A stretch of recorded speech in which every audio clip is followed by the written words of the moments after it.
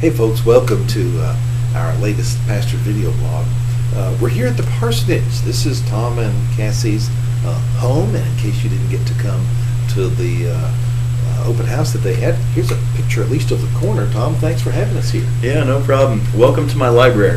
I want you guys to know that we were really excited to have you all over a few weeks ago, and if you did not have a chance to make it over here, please understand that you are welcome to come over anytime because you helped make this happen. So.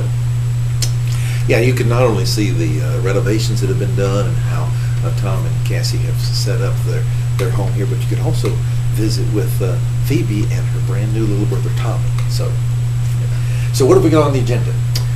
Yeah, we had a few things we wanted to discuss with you today, and the first thing we wanted to discuss was the possible purchase of the Renegade property. Oh yes, now I assume lots of you have heard about this. The thumbnail sketch looks like this. We have had some plans in the long range for several years now for a community life center out at a property where the church is on Transmitter Road. A building that was going to cost us probably $6 million or more, and we have about $800,000 of that by your generosity and God's grace in our community life center fund. But because of the economy, we really put that off indefinitely, and so who knows when we might get around to that. Well, as many of you know, the Renegade Sports Park is now available and for sale, and it has raised the question, will it do what we wanted? How would this serve as a community life center that's just not on our property, it's 4 miles away? So that's the question that we're asking ourselves, and that we want you guys to help us answer, because if we take this step, it'll be a decision by the whole church. The original building that we were talking about building our community life center was going to be about 40,000 square feet at a cost of $110 to $125 a square foot, just for the building. The Renegade Sports Park is 60,000 square feet and looks like it is available to us for less than $30 a square foot, including the property. On a building that's like 4 years old or something like that, so it's furnished with all its equipment, exercise equipment and such, 2 full-size gymnasiums, an indoor soccer field, recreation and exercise facilities. So that again is a question. Can we do over there what we hope to do at the Community Life Center? Our building committee has determined that we could do about 80% of what we wanted to do at the Community Life Center with those plans, and we can do it for a fraction of the cost. Now, so there's no question that this is a great deal on a piece of property. Of course, there's lots of great deals given the state of the economy and real estate now. But the question is, can we afford it, and is this what we want? And so we haven't made that determination yet.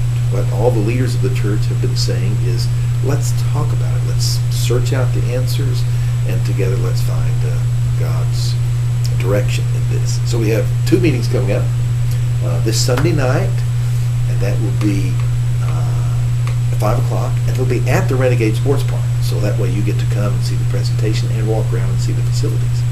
If you can't come on Sunday, then you can come on Wednesday. We'll do the same thing, but it won't be at the Renegade Sports Park. It'll be at the church. So obviously there are some advantages to coming to Renegade on Sunday to see the facilities. But either way, you choose one of those, come and let us tell you everything we know, and then answer questions that you've got, so we can all seek whatever consensus God gives us in this thing. Yeah. So there's that. All right. The second thing is a little more of a depressing note, and that is we have a few staff changes coming up that we wanted to talk to you about. Yeah, I said something in the newsletter about that this past week, how hard it is to lose good people. But it's one of the realities in the life of the church. In fact, I think that the average stay of a church staff member in America is something like 18 months.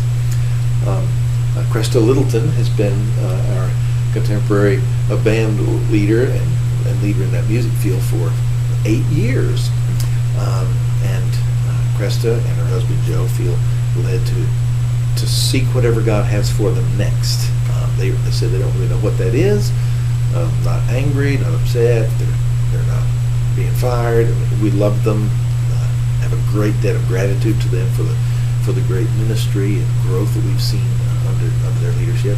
But we just trust that if God's put this on their heart, He has something else for them, and He's got someone that'll step in and help us continue in our commitment for dynamic worship where people really encounter God. Along with that, Mike Littleton, who's been our production manager for some time, is also stepping down, and it's tough to lose Mike. He's been an awful lot to us, a friend and brother, but there are numbers of reasons for that are all reasonable. We're all friends. So anyway, we don't know what this means next.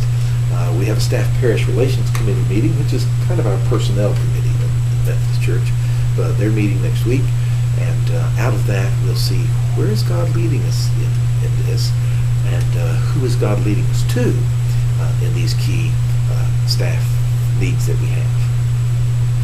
So that's sort of a thumbnail sketch of two really important things going on in the life of the church, and because it's so important, we talked about a day of fasting and prayer. Yeah, a day just to sort of spiritually prepare for these huge challenges that are coming up and the big decisions that we face.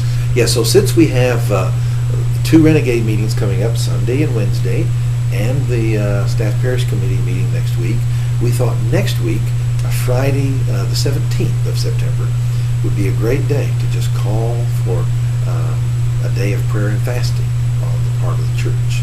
So it does happen to be, this is a special day. We talked about how it's Yom Kippur on the Jewish calendar. Yeah. It's a holy day of solemn fasting as well. But we're doing it obviously for the purposes of Christ in His church here. So search your heart. Go to these meetings. Pray for us. Pray for Joe and Cresta and Mike, and pray for whoever God is leading us to. Pray for God's wisdom in what we decide to do about Renegade. Do we move toward purchase, acquisition, and use of that for the church as another campus as well as outreach ministry, or do we let that pass? So we all want to be on the same page on the 17th of September during the daylight hours. Well, I'll put it this way: the normal fasting time for Yom Kippur is dark the night before to dark the day of Friday. So however you want to structure your fasting day, it may be difficult for some of you to actually, if you're diabetic or something like that, it may not be practical to fast completely, but you can fast from something.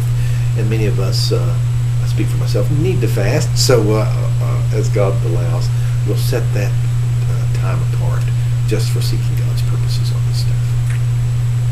Well, that's about enough to dump on everybody's day, isn't it? Yep, that's all I have.